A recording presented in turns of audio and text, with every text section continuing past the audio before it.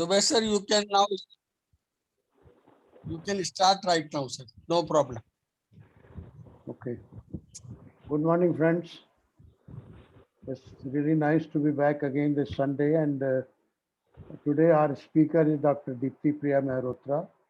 I want to extend a very warm welcome to Deepti ji, and also want to express our thankfulness for accepting our invitation to be with this group. Deepti ji is going to talk to us on education of the educator, teaching, learning to be mature and free. Many of us may not be knowing Deepti ji, so I'll briefly introduce her to you. Dr. Deepti Mehrotra is a writer, teacher, and a social scientist.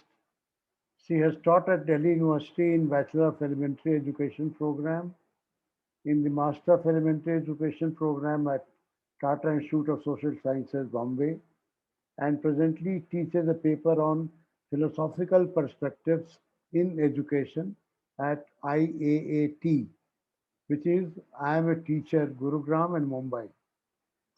She continues to innovate each year with this paper and is especially keen to share the experience and her reflections on teachings of Krishna.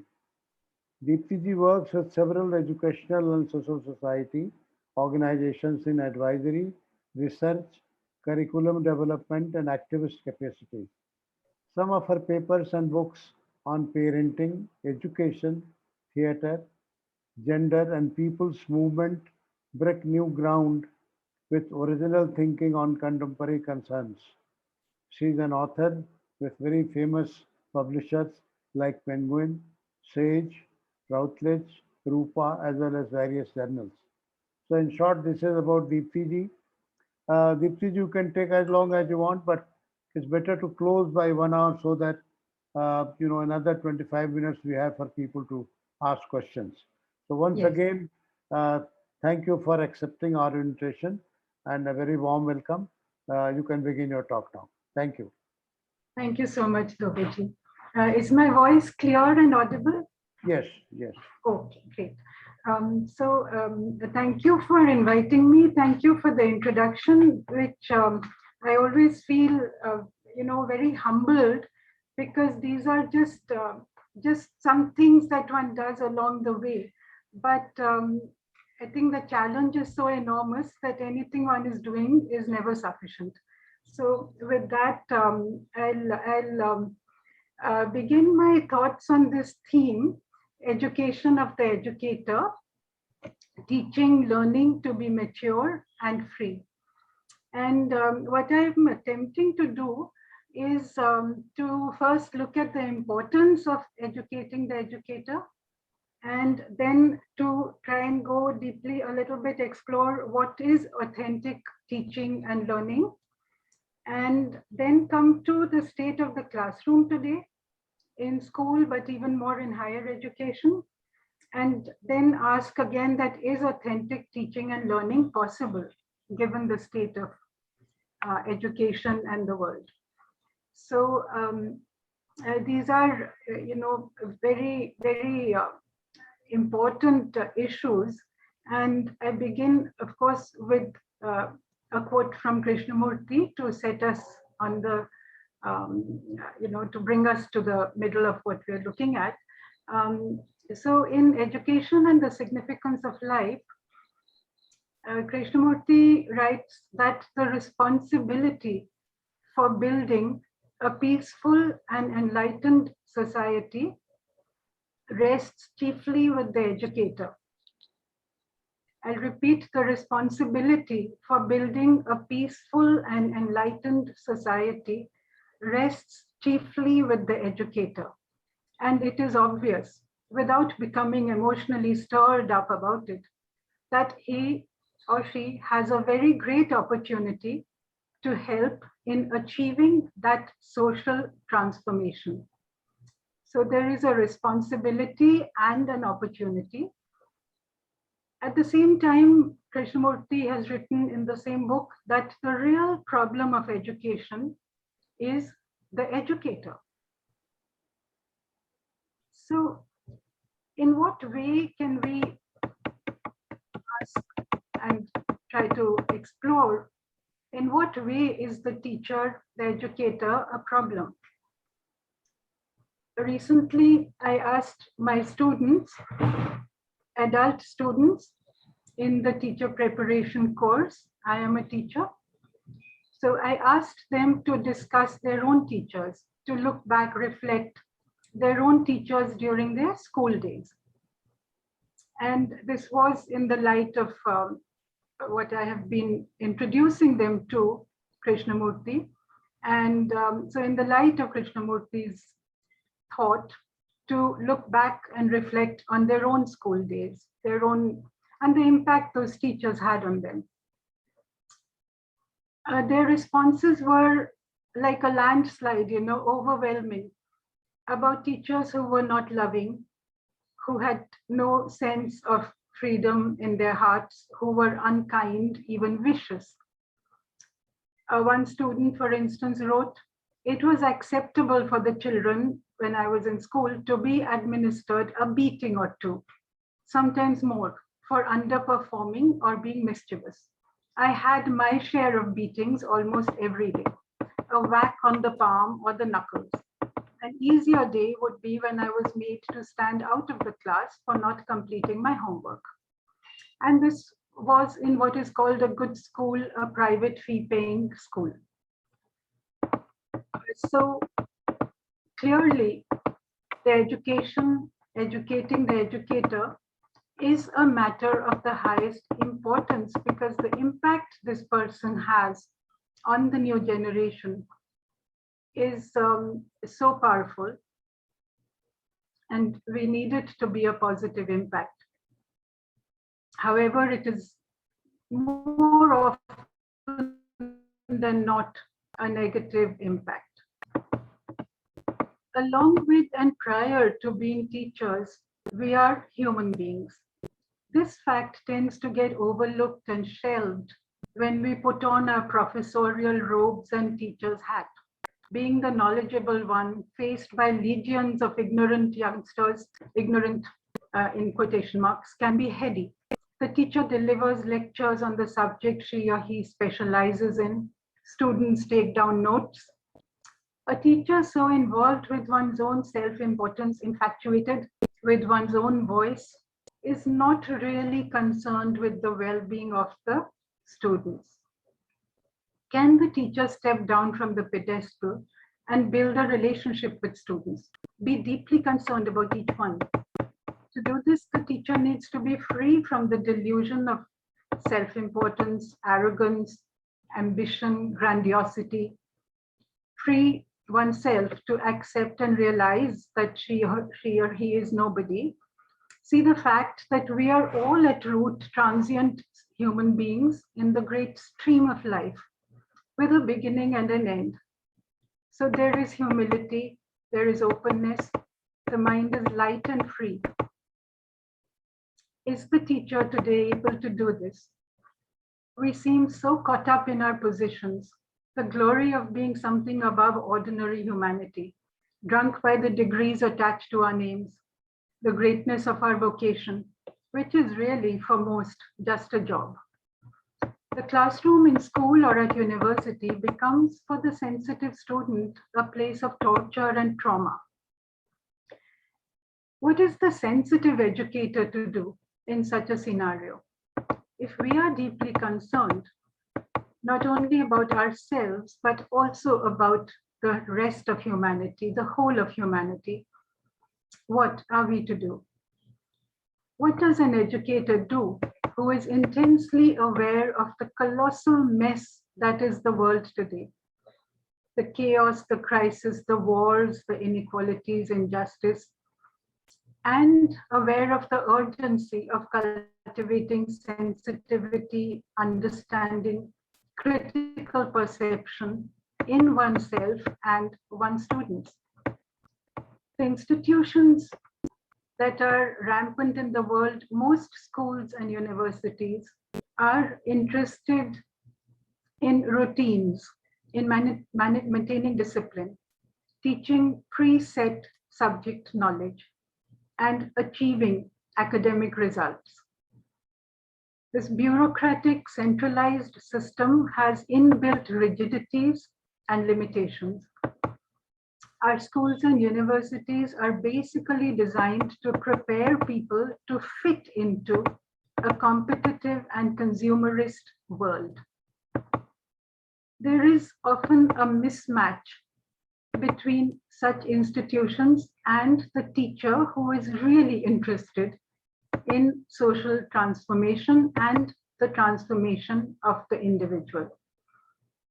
The teacher who questions established priorities, unreasonable authority, rules, and sheer viciousness of the establishment. Is it possible, despite this situation, for the committed, aware teacher to help students to swim against the current? Can a classroom, whether in school or university, embody, become living, breathing space, sparking off inquiry, awareness, and insight? Can it be a space for authentic teaching and learning about oneself and the world? So let us take a look at what authentic teaching and learning might mean. What is good education, real education?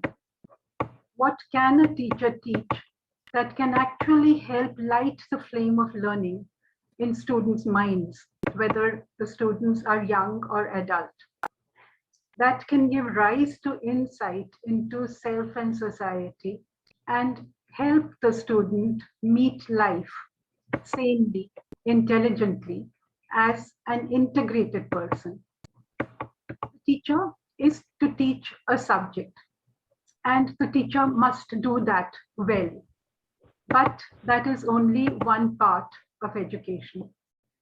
The critical other part is to educate the human being, to be mature, to be independent. Transmission of subject knowledge, however, is usually assumed to be the main purpose of education, or even the sole and only purpose of education. How absurd this is in today's world, where technology provides information at the tips of our fingers. The far more important function of education is to help the student look into oneself, cultivate self-knowledge, perceive the relation between oneself, one's own confusions, sorrows, and fears, the relationship between this and, on the other hand, the confusion, chaos, and destructive tendencies in the world today. In fact, these are a continuum. Every human being embodies the entire history of the world. Our consciousness is the result of this past.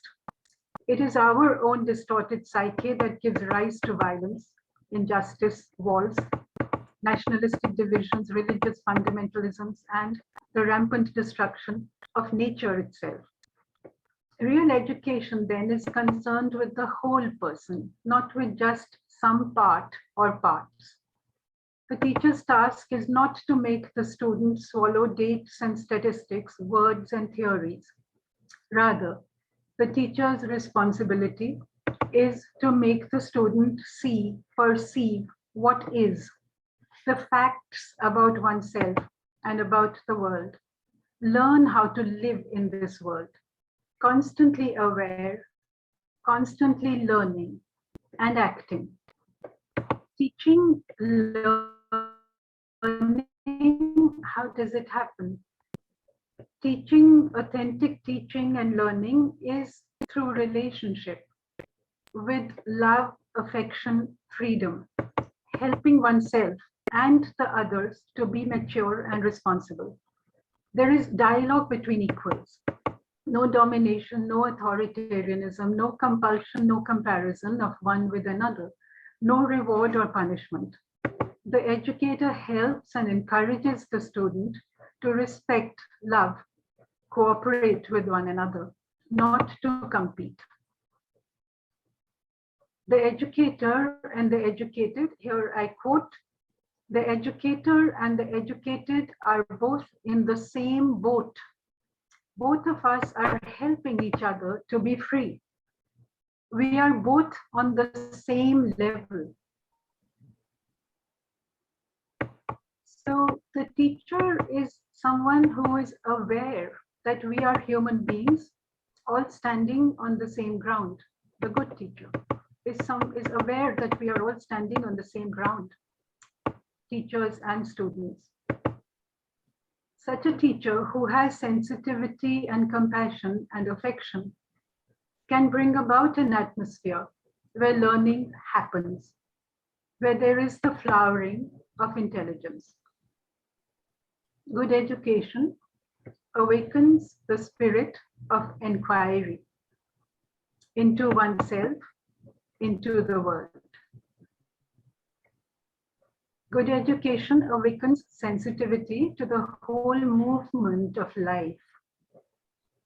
The teacher brings the child or the young adult, whoever our student is, to the doors of self-knowledge. The learner also needs solitude and self-reflection. Such a person who learns to look clearly within and outside becomes an authentic learner and an authentic person, not imitative, learning for oneself from moment to moment, not fragmented.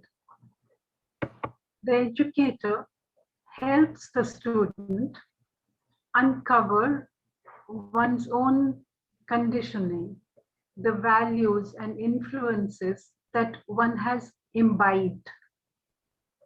So these are the way that one was brought up from early childhood, the place that one has been in, the ideas, the prejudices, the religion, the country, the caste, gender, all kinds of different ideas that have seeped into the being.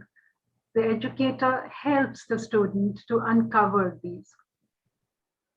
This is not so simple, as we all know, but this is the job of the educator. Not to uncover it for the student, but to help the student to uncover one's own conditioning. And to help the student through one's own thoughtfulness to develop the right values. The mind must be freed of prejudice, freed of opinions, free to fully observe. For true learning, the mind must be capable of setting knowledge aside.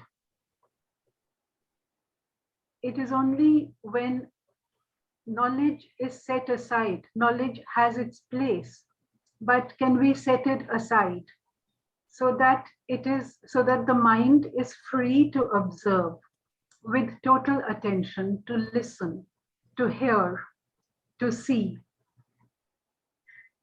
with a mind that is fully present in the now.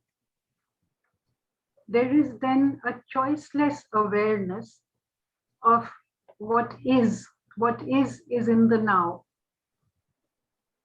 When there is this total attention and the mind is free to perceive, it perceives instantly and clearly. And that is what we call insight. That insight, that clear perception helps bring order out of chaos within oneself. There is no compulsion or outward discipline that can bring about this order. This is a misunderstanding that our education system actually deeply has, that discipline has to be imposed. Discipline has to be imposed right from the smallest child. The belief that children are by nature rough and noisy and insensitive and brutal and disordered, and that we educators and parents need to discipline them by outward compulsion, and it can also be by persuasion and so on. So this misunderstanding underlies much of what is wrong with our present day education systems. In fact, there is never any need for outward discipline of this kind if the child, the person, the human being from the start is brought up in a way that the child is thinking for oneself and is actually observing, is actually free to be what one is.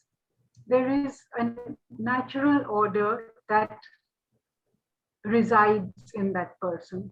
There is a natural order, and this is something very important. It comes about only when there is inward freedom and there is self-awareness. This helps bring inward freedom and self-knowledge, self-awareness, helps bring order into one's mind and one's life. So one doesn't need to be told by anybody to be punctual. One doesn't need to be told the place of different things, that there's a time to come to class. There's a way of being with other students, to be sensitive to them, to be polite, to be somebody who is present for the other, whether it's the teacher, whether it's the parent, who is there for oneself and who is able to think, what is it that I am going to do or I am doing in my daily life, and in what is it that I like doing, what is it that is me. So you don't have to say, and you actually should never say, that become a doctor, become a teacher, become this, become that. That is such a distortion. The human being growing up harmoniously, when everything is in its proper place, the young person knows what she or he wants to do, what she or he loves to do. That is what he or she should do. And there is always space in the world for good work. It could be in the arts, it could be music, it could be science, it could be something quite unconventional or something quite conventional. It could be gardening, it could be becoming the prime minister. But whatever it is something that the person independently is aware is what that person is the vocation of that person. And the person works for it, with it. It is still never the whole of anybody's life. So there is work, there is maybe a job, there is earning money, but there is also much more.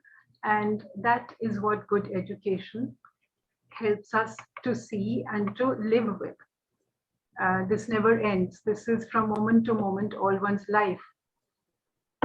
Insight, that is choiceless awareness, alone is capable of freeing the mind from conditioning, from fears, so that one may go beyond petty conflicts and contradictions. The thoughtful teacher helps the student look with attention, paying attention to one's own psychological processes, examining one's own daily life, actions, and motivations from moment to moment, without accumulation, without self-justification or defensiveness.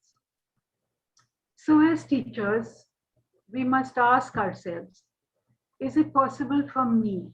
Is it possible to free oneself from narrow grooves, from the routinized life, from the circus of positions and power and pelf, name and fame, to see the futility of all that? And not in words, not for, any kind of show or superficiality, but to inwardly see the futility of all that, to be able to laugh at it.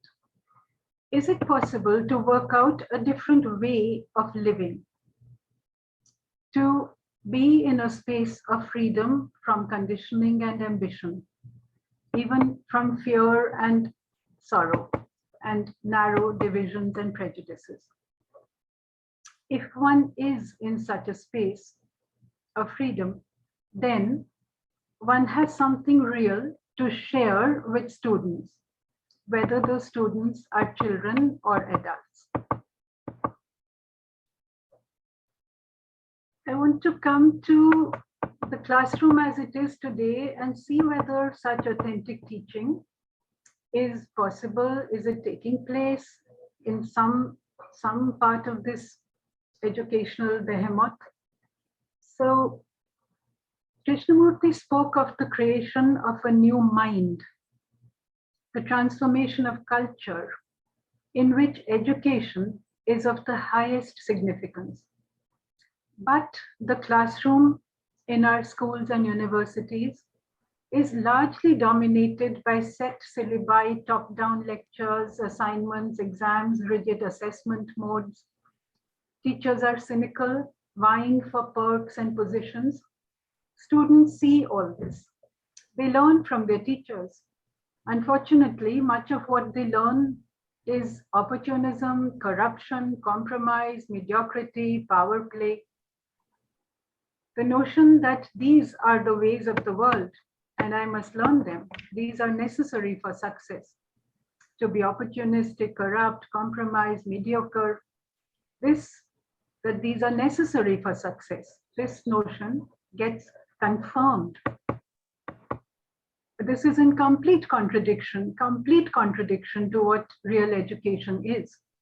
So what our institutions seem to be providing is miseducation rather than education. Much of this education is just not related to students' life world. Often I hear teachers, including teacher educators, when I say teachers,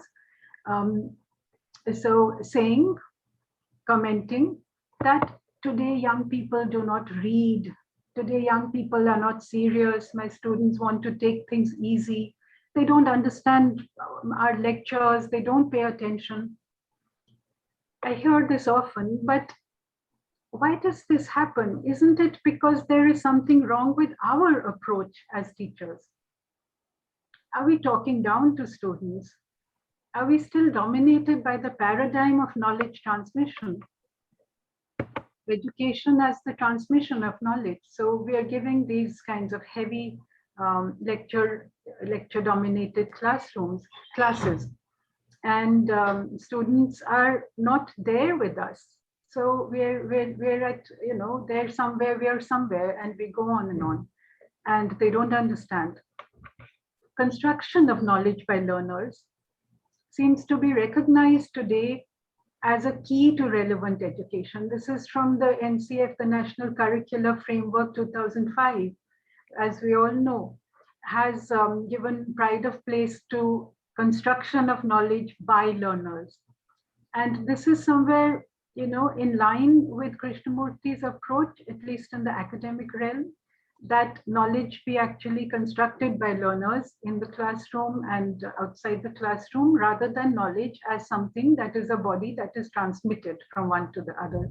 Rather, that knowledge is fluid and constructed by the learners, constructed together, constructed independently, constructed through the experience and awareness of the learners. Because the world is constantly changing. Yesterday's knowledge is not often relevant today. So this construction of knowledge is seemingly recognized today as a key to relevant education. But as far as I can see, it is largely missing in the sphere of higher education. And of course, school education has not been able to implement it. Ethos and syllabus and pedagogy are all dislocated and decontextualized, alienating. The teaching is dull, repetitive, and uninspired. It is really textbook oriented and just trying to unpack that textbook with a lot of jargon again to students who are just not there with us, whose minds are somewhere else. So in the classroom in higher education, we get students who are already so very molded. I mean, this is even true of little children, but the more older they get, they're all the more, set in molds, their habits formed, habits of body, of mind, of intellect. The minds may already be dull and mechanical. I remember the parrot in Tagore's story, stuffed with books so that the parrot forgot how to sing, forgot how to fly. It seems obvious that rather than pour heavy texts down the throats, we need to speak with students so that they can understand what we are saying, to set up communication, authentic communication with them. We have to work with the material we have, the students we get, the human material.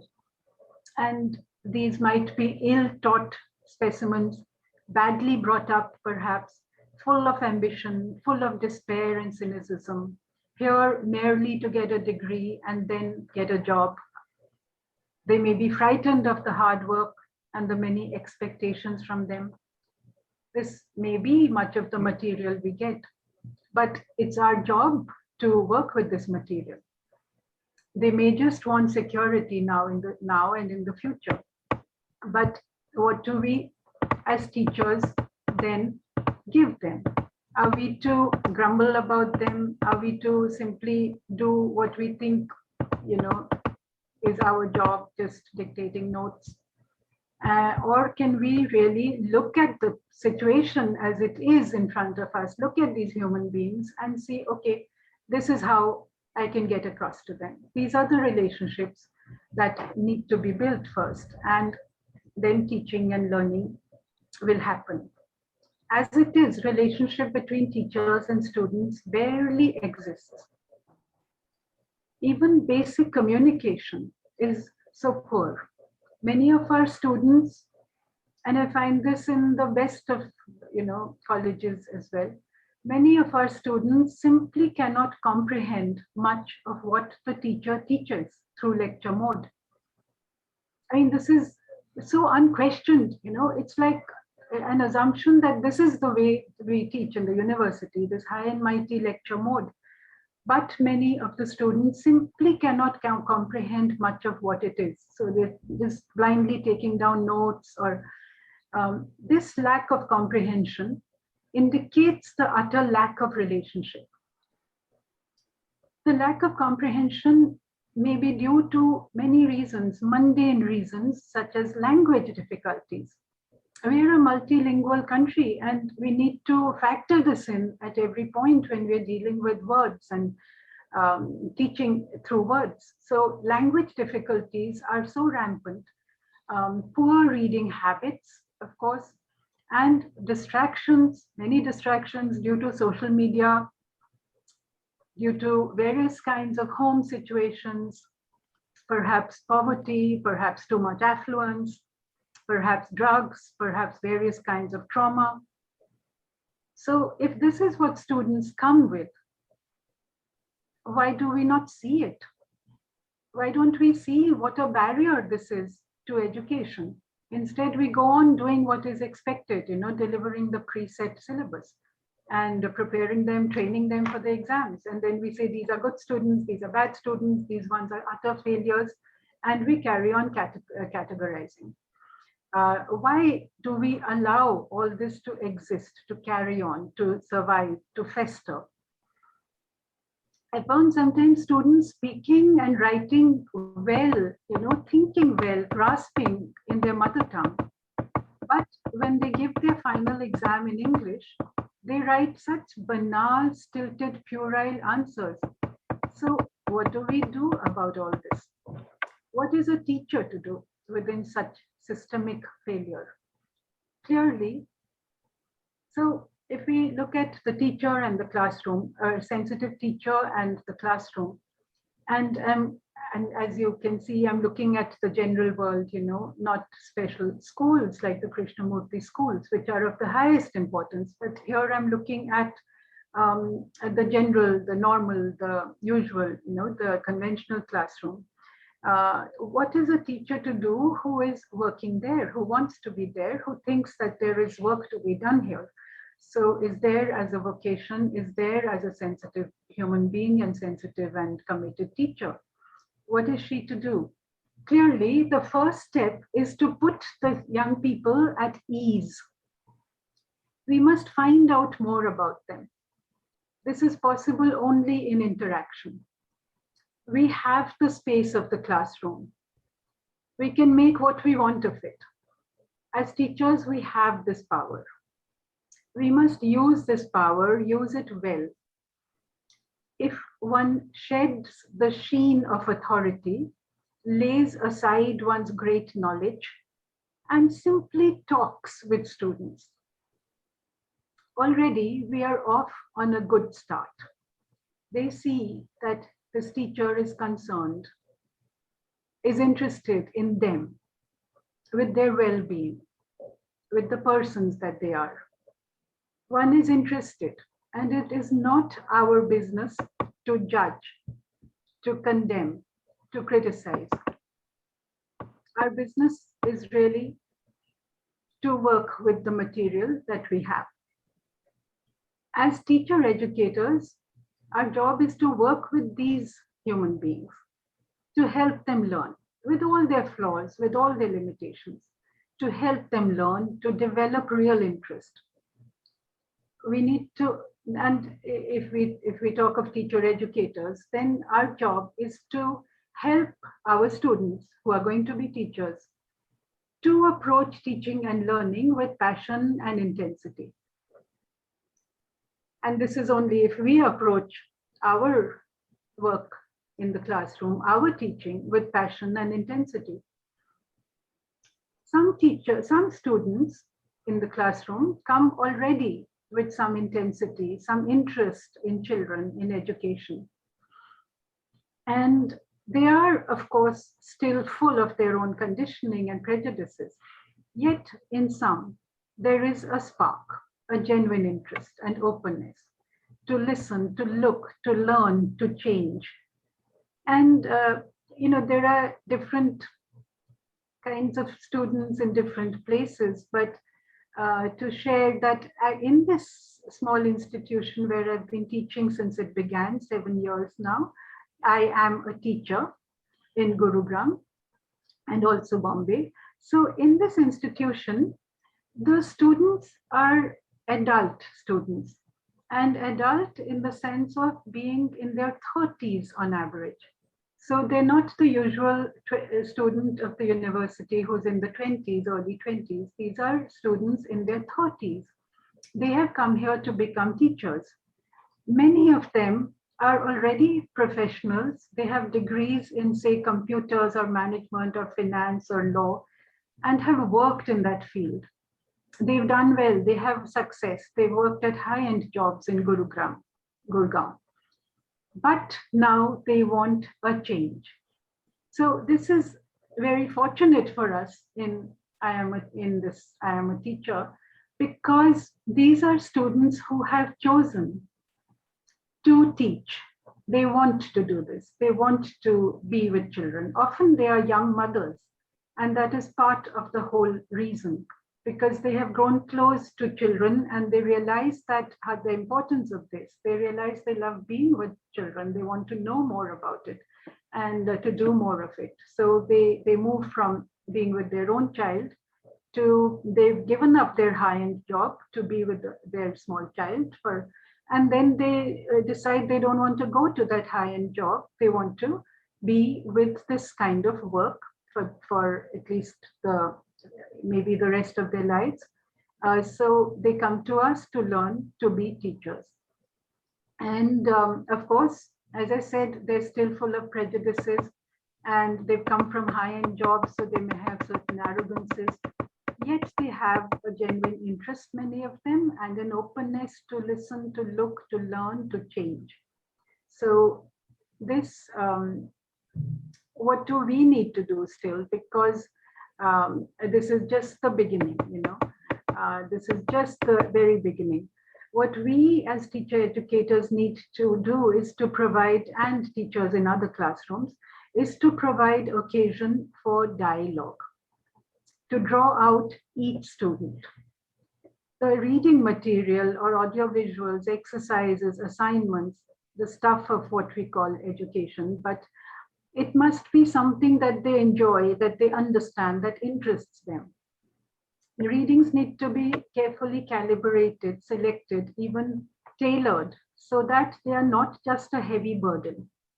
It may be best to prescribe only a limited set of key texts and a wide, very wide range of suggested readings, audiovisuals, websites.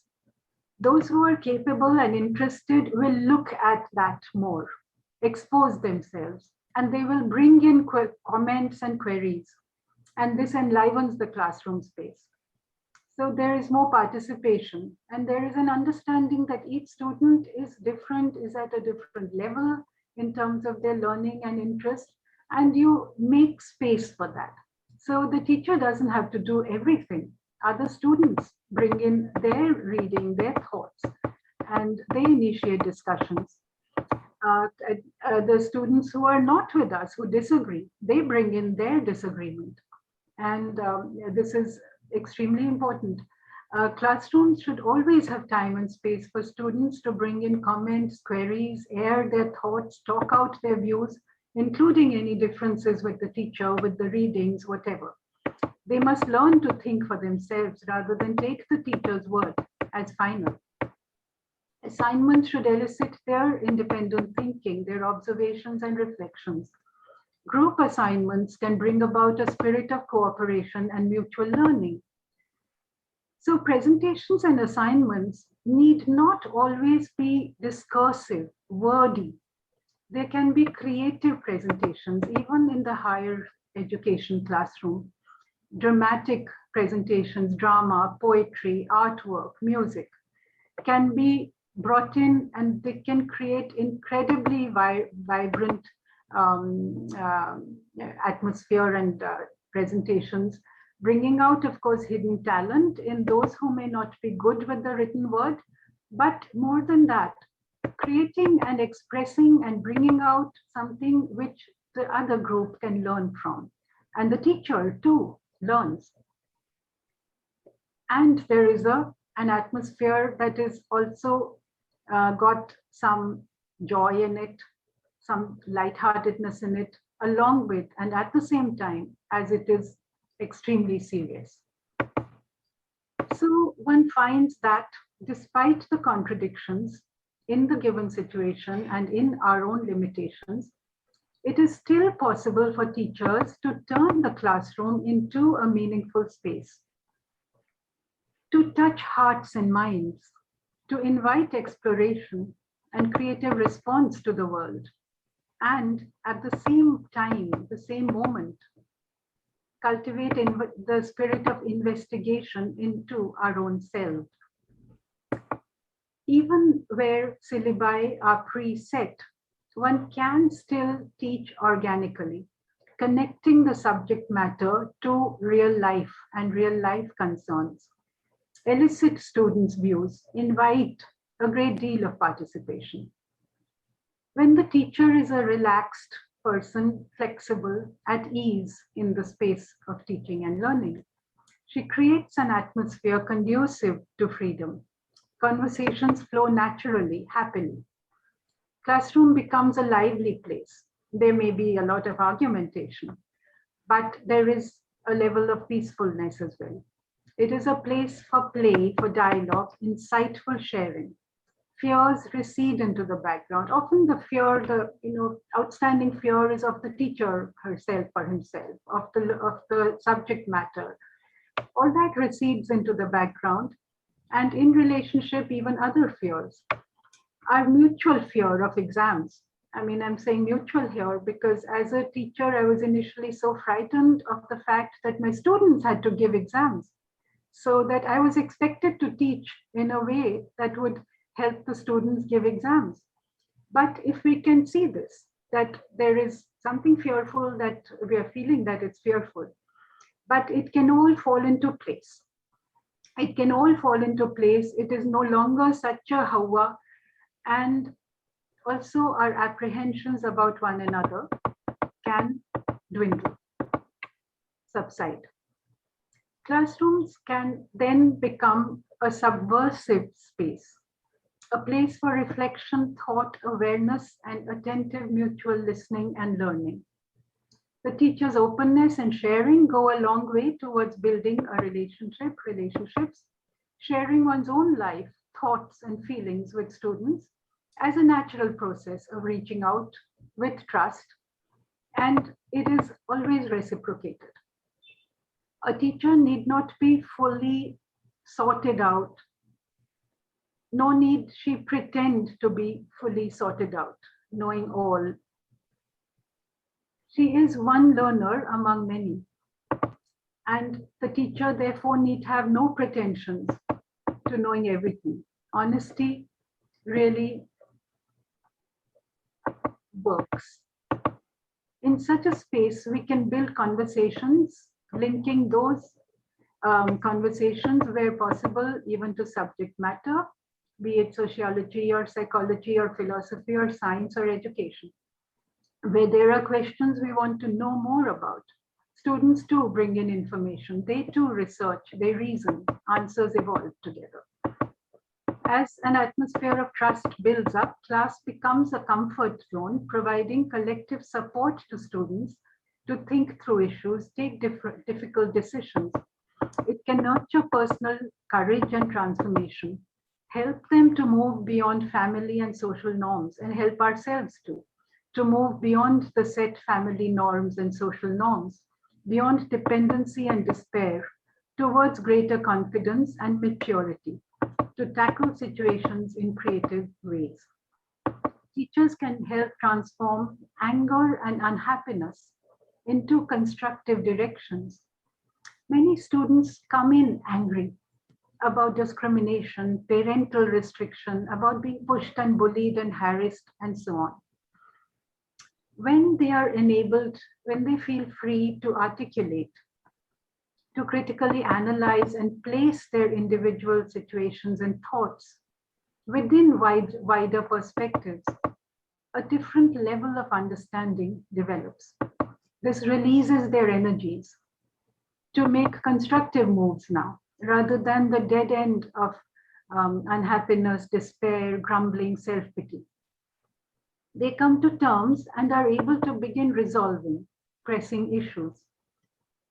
They realize that, for instance, parental restrictions are often born out of fear and anxiety that parents have. And they are able to initiate meaningful dialogues at home with parents. So they, in time, become mature enough and parents see it. Teaching, learning, social and political issues or education, the learning grows nuanced, takes on flesh and blood in intersection with lived concerns. So once parents, for instance, realize that their daughters or sons have now the capacity to understand issues and handle matters in a mature way, they too relax, they loosen restrictions, they begin to even seek advice from those same daughters or sons. The process of transformation, we see, moves from the individual into wider circles of family, of society. So I will conclude soon, and in conclusion, I'm bringing in teacher in one of the Krishnamurti schools who, reflecting on her interactions with students, writes, I think that our success in teaching relies almost entirely on the relationship the teacher has, not only to the students, but to him or herself. and to life as a whole, or to nature. So we are saying, and this is a teacher from one of the case schools, reflecting and saying that successful good teaching is almost entirely because the teacher has a certain kind of relationship with students and a certain kind of relationship with oneself and with life as a whole and with nature. In 2009, when I held a small workshop with some teachers in the Rajghat school, where Kabir Jaitirtha was there at the time, asked me what I would be doing in the workshop. And in explaining, I said that we would be exploring ourselves rather than trying to understand Krishnamurti. Kabir agreed at once, saying, understanding Krishnamurti means understanding oneself. And Ehliyachari once related a conversation, related to me a conversation she had with Krishnamurti when she was at Rajghat several decades ago. Krishnamurti said to her, curriculum is chaff, the grain is the relationship.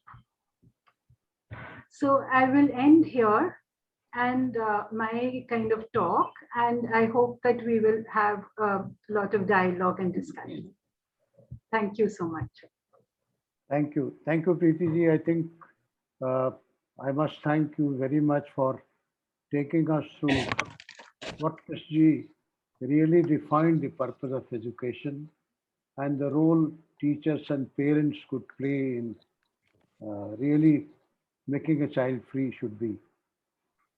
I personally feel that Krishji's teachings, the greatest influence they had on education, because compared to any other field, the teachings could be taken into.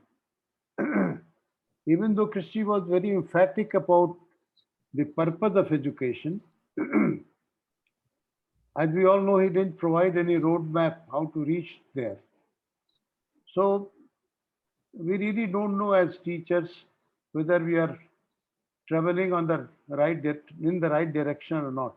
But of course, there are indicators where, the basic things like flowering in goodness, making a child free, and so on could be judged. I want to mention that there is a very good conversation which was not published, but a good part of it could be read in Education and Conditioning, a talk Krishna gave in Ohio. And the people in Kashi asked him when he was going to start a school in Banaras, that why do you want to start a school here? Because there is so many already. And Krishna said, we want to bring out a different human being. And then they said, how can you bring out a different human being in the child without bringing out a good human being in us, the parents? So it's a very nice conversation. I'll suggest all of us to go through that. It's very, very nice. But thank you so much for bringing it, the entire gamut of case teaching on education and how one should deal with the child or be with the child so that there is a flowering and goodness, not only in the child, but also in the teacher. There are questions being asked now. I'll go to Harshad Bhai. And yes, please, Harshad ji, please unmute yourself. Unmute, yeah. Okay. Yeah, are you able to hear? Yes, yes. Okay. Thank you, Dr. Deepti. Krishnamurti said that teaching is the highest profession. And I also feel that way. And I was a teacher in Krishnamurti schools for about 27 years. I was teaching physics and mathematics, but I was also taking culture classes. I was a housemaster, class teacher, and these schools are residential schools. So we have a lot of opportunity to interact with students, even in the weekend or outside the classroom. So it is a wonderful to be in such a place where there is a freedom to explore not only the academics, but about how we live and what is the state of our mind, how we create problems. There is a beautiful article in the commentaries on living. It is about the noisy child and the silent mind. So, how does a teacher, when he enters the classroom, what is the state of mind of the teacher? Because it seems to me that if the teacher's mind is occupied with about what he or she is going to teach and to cover some syllabus, then there is no real relationship. And when a teacher is really relaxed, and if students are not in a mood to study, then what a teacher can do? I feel that a teacher can understand that if students are disturbed and they want to be quiet for some time, sometime they would like to go for a walk, we do allow that. So just teaching a subject is a very secondary thing, but about learning how to live and having a good relationship. I, you said, and maybe Krishnamurti also said, that we are in the same boat, but I do not feel that way, because if teachers and students, if they are in the same boat, then classroom situation will become even more noisy. A teacher needs to have some understanding of his own mind and have affection for students.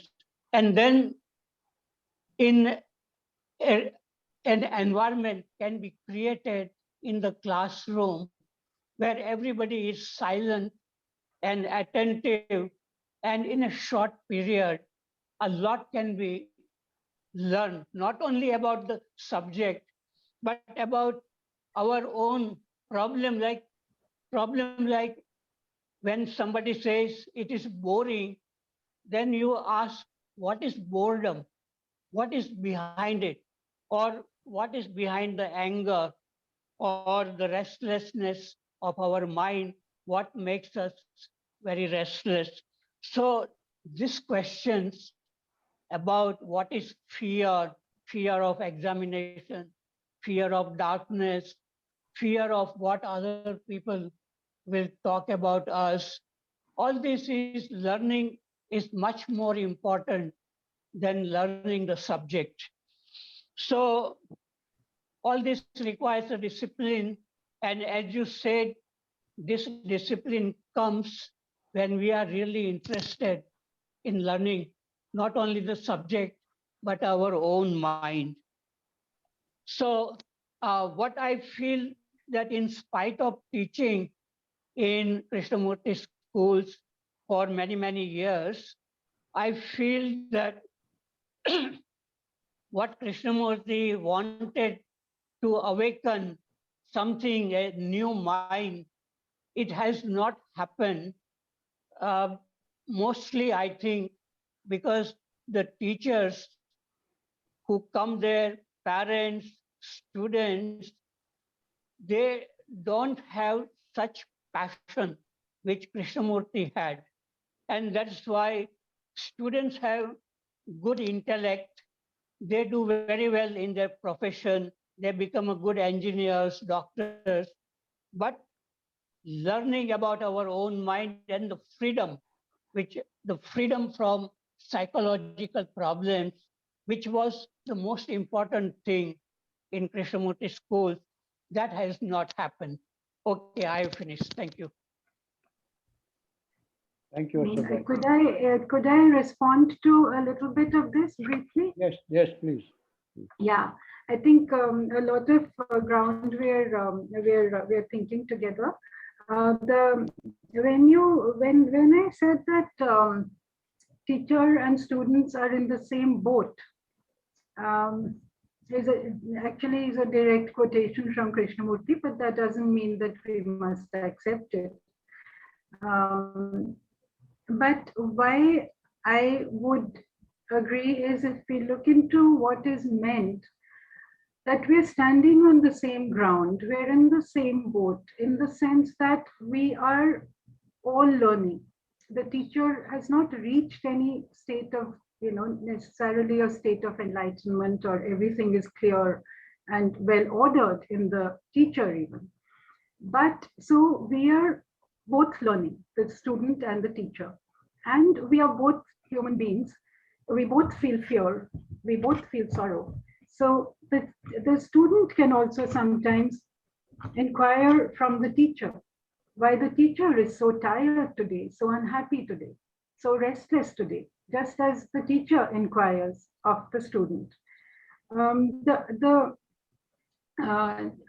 with this, I would say definitely, I totally agree with you. The teacher has a special place in the classroom, and the teacher has a role to play, and that role has to be, accepted. And there is work that the teacher needs to do, aware of each student, attentive to each student, and this business of a noisy classroom. This is very common. I mean, this is, children are supposed to be noisy. So the, normal, especially when you think of school classrooms, they're making a lot of noise, and then the teacher comes in and says, quiet, and everybody goes quiet. Now, this particular kind of, happening or situation, if we just look at it for a moment, the teacher comes in, there's a noisy classroom, and the teacher shouts, keep quiet, shouts much louder than I'm shouting. And the class because the teacher has to make more noise than the students for the teacher to be heard. So the teacher actually makes more noise than the students. What is it that the students are really learning from this? At that moment, superficially, they go quiet out of fear. But what they're learning is, it's a good idea to make more noise. Let's shout louder. Let's do more of this. So what is our approach as teachers? We need to think, before we do any little thing. Yes, we have a special place. When you come into a noisy classroom, you need to be actually very quiet. You need to be there. Your presence needs to be felt. And gradually there will be a student or two who will notice and who will nudge the other one. Gradually you'll find that there are students quietening down, and you might also say something. You might ask, request some space where we can hear each other. You might ask one student to come up and say something. You might ask, there are various things, many things a teacher can do. And I'm reminded of a classroom in New Zealand, which the educator Sylvia Ashton Warner written this classic book called Teacher, a book called Teacher. And she was teaching very noisy children from very disturbed, very poverty-ridden homes in Maori children in New Zealand who had been thrown into poverty, very noisy, very violent, small children. What she learned to do was she would have a piano, because that was what she used. She played 3 notes on the piano, and there was complete silence because children wanted to listen to that music. They loved it. They learned to love that music. So she didn't need to say anything. So there are so many things a teacher can do creatively to change the paradigm, to really teach something in very difficult situations. Thank you, Deepti. I think Prasad sir wants to make a comment or say something. Yes, sir, go ahead. Then No, Dinesh. sir. Sir, I didn't raise my hand. I was only listening. Okay. I have no comment because I was never a teacher. Okay. I really don't understand the problems of a teacher. But you have been a student though, right? Of course, in my school, if I remember correctly, I learned nothing. My teachers never taught me anything, and I learned nothing. My father also was a teacher, Okay. and actually he came to our class, but I mean there were other teachers, but really from my school background, I don't remember anything. So I have no comments, sir. Thank you. Thank you. Thank you. I think that is true, Prasad sir, of most of the schools. That's a very powerful comment you made. Yes, Dinesh ji, please unmute yourself. Madam, I want to ask you a question, whether the Maslow's hierarchy of needs should be taught in the school level, at the school level to the students? What do you think? I find it actually myself unable to really say yes or no to this. Why do you think that it should be taught or that it should not be taught? Why Because is it important? Because it clearly gives the understanding of the human needs, and then psychological maturity and all that. It throws So light by on the teaching- psychological. Yeah, please. So by teaching the theory, how would you teach the theory? Would that actually help the student to be? Yeah, sure. Because intellectual clarity, if he gets first, then automatically he can focus on the emotional level and his feelings level. So there is definitely will be a benefit in the improvement of his ego. This emotional quotient, what we say. Which class do you propose to start talking about the Maslow's needs? Ninth or 10th class. So I may be wrong, but what I feel is that you may or may not teach Maslow's needs, but there are different ways in which we can bring to the student the different requirements of being a mature, independent person, of building up intelligence, of awakening intelligence. But there is no automatic from the intellectual to the emotional. If one has learned intellectual stuff, then it doesn't mean that the emotions will therefore be affected or awakened in the way that we assume. I think that is just so important for us to realize that there is no automatic connect. And what we are doing in our schools is overloading the young with intellectual stuff. This intellectual stuff, I mean, I'm all for it. I love the intellectual stuff, but it is so insufficient. It is one part of education. The emotional part, the psychological part of the human being has to be looked at for itself. It has to be approached and cultivated. That is a whole domain in itself. And these are not separate domains, but it's not as if there is an automatic from teaching intellectually, and therefore the student will see the importance of emotional balance perhaps, and will see the importance of physical exercise perhaps, and therefore to assume that the student will achieve or work to achieve emotional balance or physical exercise, etc.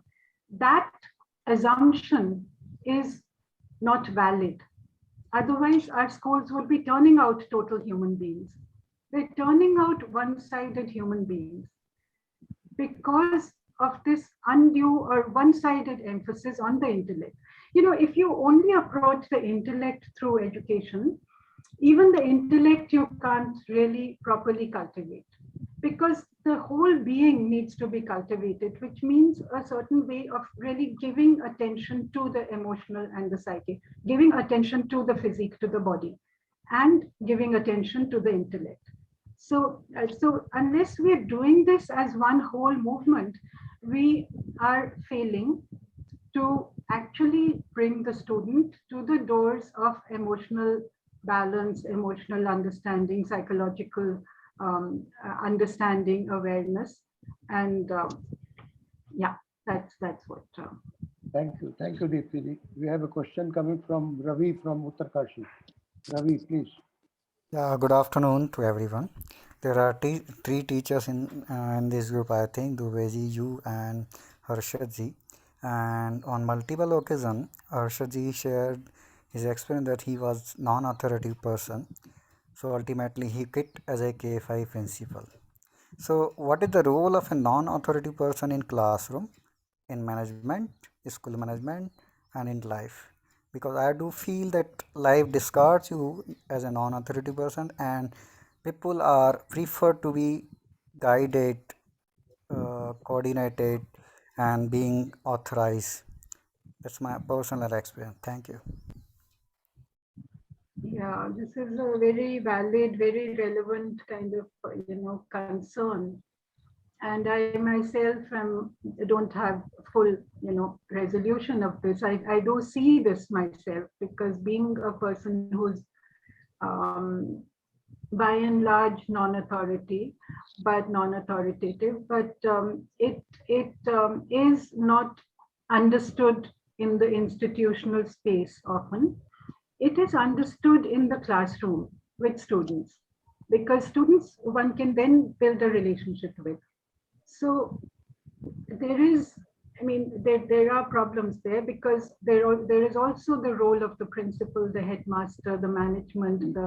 So I really, my own. So I think we come to, because there is this terrible world which is running on authority. There are institutions, there are hierarchies. We can't seem to think without those. We can't seem to live without those structures. So I mean, some structure needs to be there, but why do our structures have to be so much of congealed power and hierarchies? But this is how it is. So these are set, these are centralized bureaucratic systems, most schools and universities. The Krishnamurti schools, I would put in a different, or even some of the other schools which are running on a philosophy. But what do we do in that? I mean, I will provide a very partial answer, perhaps, which is that what I have, done is really to remain on the margins of the system in a way. So I've never been, I mean, I wouldn't know how to be the principal or the headmaster or even the permanent teacher. So this is just me, and I don't, I can't, I'm a misfit as a permanent part of any institution. So I have really worked as a guest faculty for years on end, which works extremely well. And I can be teaching 15 classes a week, 18 classes a week sometimes, but as a guest faculty, and I may not earn as much. I may have no perks, but I have earned my living and run my household myself. So these are, I think it's very important for me to see that, I think for all of us to see that we need to find our own way. Each of us has a different and unique way of grappling with the given realities which are so difficult. So we make some creative kind of life happen, or life happens, but we have certain ways that we will not compromise. There are some things that I will not compromise on. So I will not fit in there, because I will not compromise there. So, but does that mean that I'm out of it, that I have to be, unemployed, in despair? No, because there is a need in the world for people who have the right values, who are thinking in non-authoritarian ways, who can teach well, who write, who think, who help others, who are concerned about the world. So there is a need for that, and therefore there will always be space for that. You may not, and that I think, being at the margins, you work with the students very deeply, and there is the change that you are helping to bring about. It may be, how much but it is there. Yeah. So if I think you would have a valid, a perspective that would interest all of us, perhaps. Thank you, Deepti. I think, Ravi, uh, in our country, we love authority. So, I think perhaps it's part of our tradition. So I think in schools, it should be talked about. It should be talked about what authority does, how power comes, how status takes form, and so on. And let me tell you, we talk about it a great deal in all KFI schools, because this is something, if you don't tell them, then your teacher becomes authority, headmaster becomes authority, a principal or director becomes authority. So we are aware of this danger, and we talk about it a great deal in all KFI schools. We'll go to Mr. Rama Rao and then Durgaji. Yes, Mr. Rama Rao, please. Sir, this topic attracted me to attend this one because I'm not a professional teacher, but I see the education and the educator is from the throughout life, we have to play like that. There is no other way. Sometimes we have to teach, sometimes we have to learn. So in that context, I ask I like to have some more clarification on her the conclusion part of talk mentioned that the relation of the teacher depends more in education. Kindly. Yeah, I think throughout the talk, I was emphasizing that relationship that the teacher builds up with students facilitates, and therefore they build up a certain relationship. That is of the greatest importance. It is vital for real education to take place. And towards the end, the quote I had from a teacher in a case school was that relationship that the teacher has with the students is important, but also the relationship that the teacher has with one's own self and with the life itself, the whole of life, and the relationship with nature. That all that is important, and on the nature of those relationships lies the success of the education that she is imparting. So yes, this relationship, okay,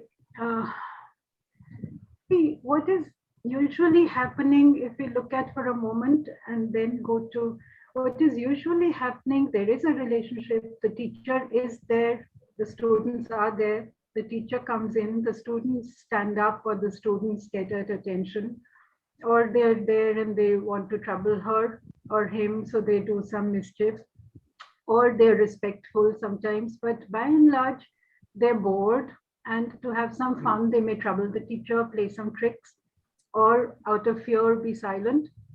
One or two or five may be interested in the subject, and most of them are not too interested.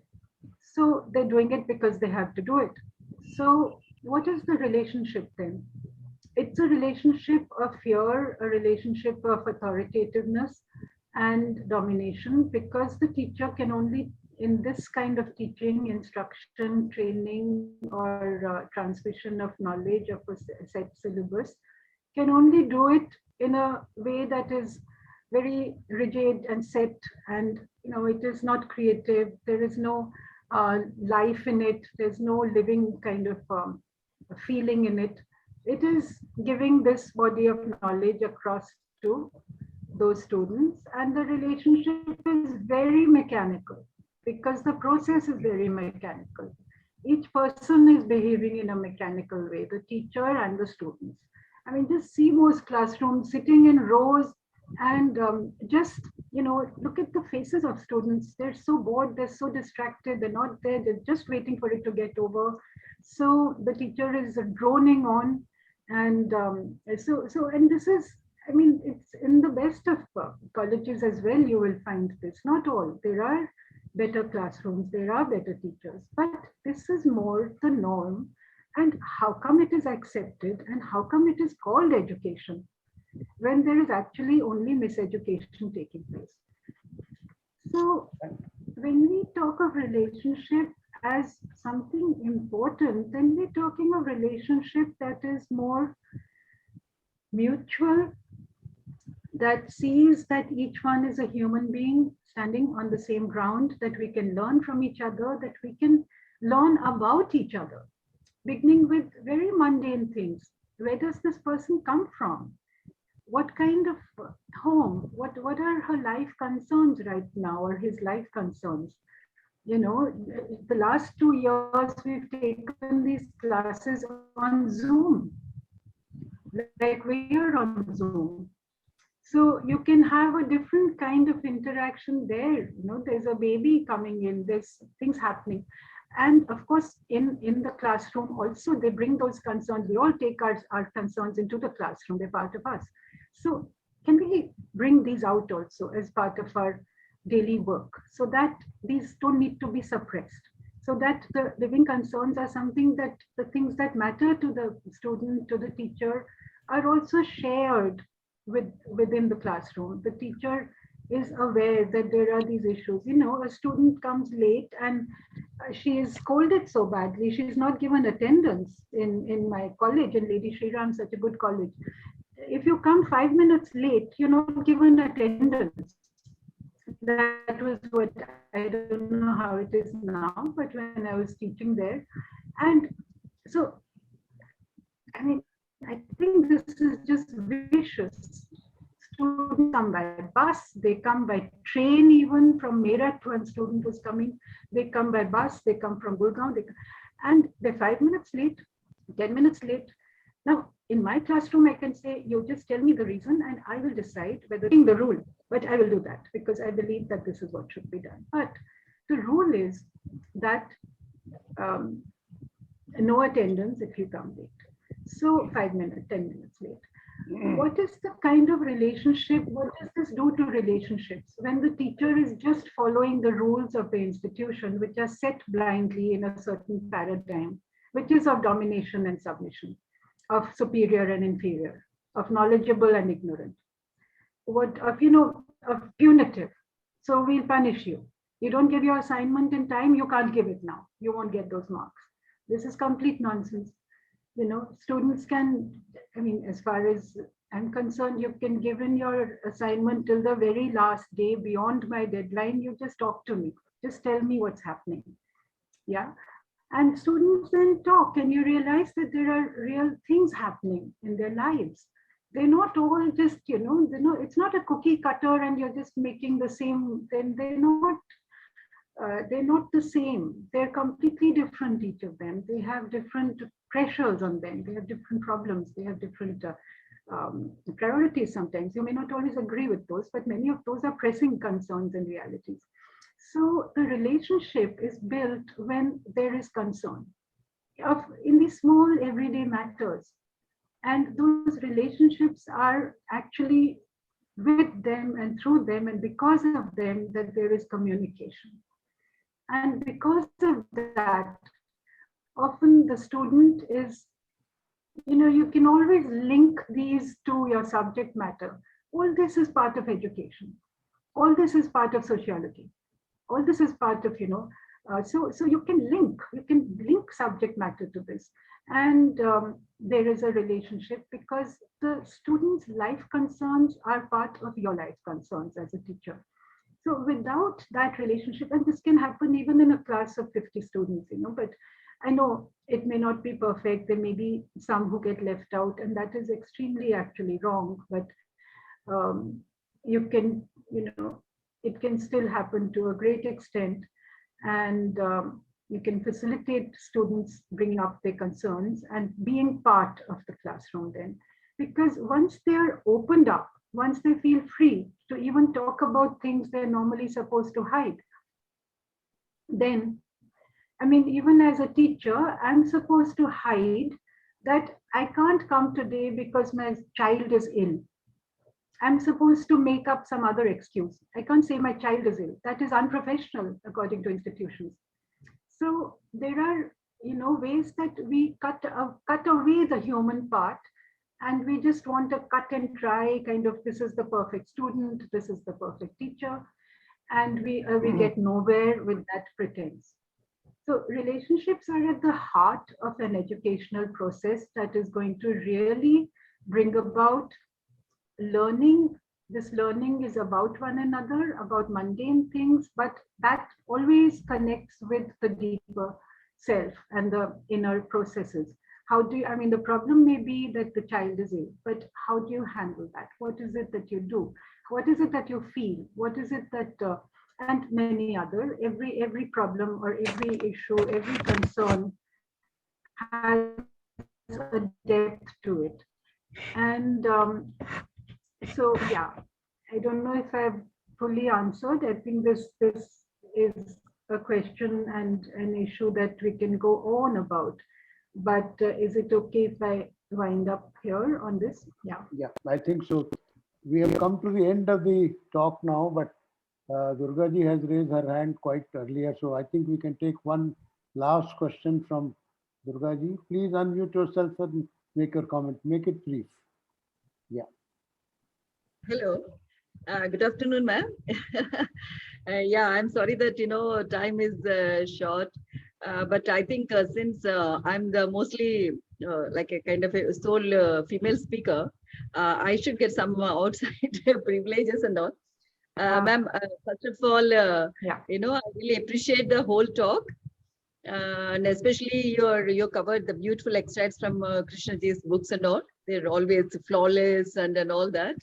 And more than that, your answers for the past half an hour to various participants, that is so much reflective of your elective ongoing, process. And I feel this is an elective process, I feel, ma'am. It's like, it's never like, once for all solution. It's a lifelong kind of a questioning, inquiring and learning. I think that's what the K, brings us to. Otherwise also, that's also applicable.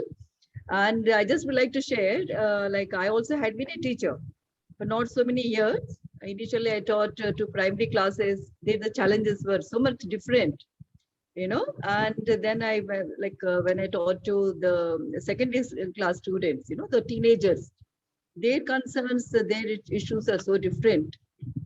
And since you are teaching the educators, maybe that's a very ripe ground you have got, more fertile kind of a people you must have got, who have sorted out themselves in their own, and who had realized that, at that juncture of their life, they need to do this.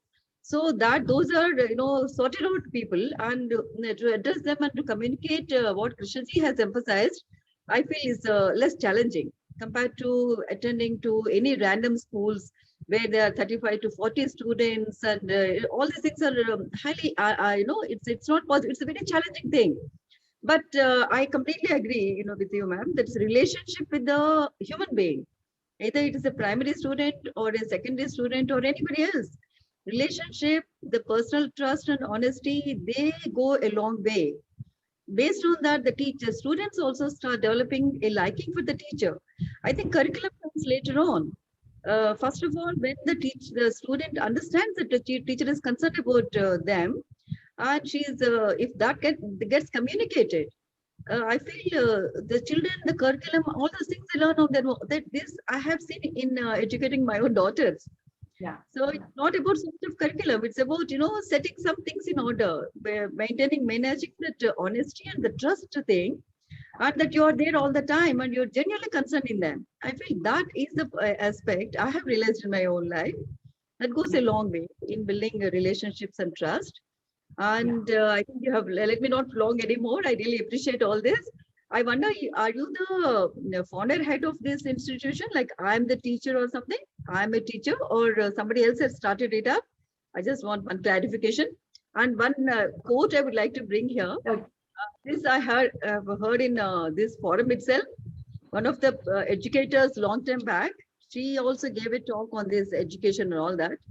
She brought up this beautiful quote from Krishnaji. I haven't heard earlier. And he said that, don't give your color to the students. Let them help them explore their own color.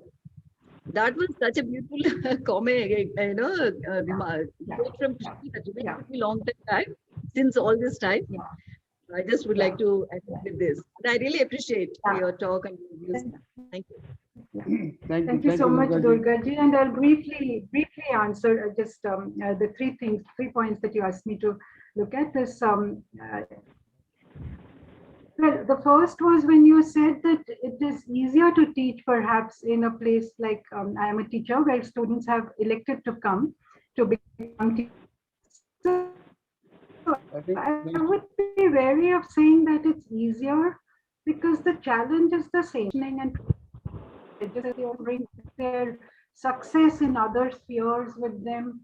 So they may not be really looking very often. So the challenge is very much there. The older that they are, there is more congealed kind of habits. So it is the same challenge, you know, whether it's with young children or older or with people going to be teachers. But yes, that they have chosen to come gives a slight head start, a kind of an opening to communicate. Now, about being the head of, or who started I Am a Teacher, definitely I'm not the head of at all. And in fact, it was started by some other people who are very committed, who are running it with great commitment and understanding, I would say, of good education. And they are connected with the heritage schools, but they are doing this as a separate endeavor. It is a 1-year course in teacher preparation. And I only teach one paper, but every year I've taught this paper on Some problem with your audio. As I said, I teach as a visiting faculty. And is it better now? Is it better now? Yes, better now. Yeah. Okay. So I'll try to speak louder. So I was saying that I am a teacher. Certainly, I'm not the head. I'm only teaching one paper every year. But we begin the course right at the start. We have this paper on perspectives in education, where now I begin with the readings from Krishnamurti. And these are actually one reading, which is very carefully calibrated. What I do in this is to actually I work through it very, very slowly. And students themselves present in their own response to each sentence, actually, so that they absorb it, not just reading it, but there is a discussion, there is their own response coming out. There is, so I begin with Krishnamurti now, because earlier I would begin with maybe Aurobindo, but I found that Krishnamurti just struck them so hard. They really, it made a difference to them. Some disagreed, you know, said, how can it be? But there was a strong response. So beginning with Krishnamurti, actually then Krishnamurti stays with them through my paper and through the year, and probably through life for many of them, because they have told me at the end of the year that those readings we go back to. So at least some of them do, and that we often talk and discuss. And so, you know, it's possible somewhere to, there's one more question. What did you ask about authority? Did you ask something about authority, Durga ji? No, she didn't. She didn't. Okay. So then that's it.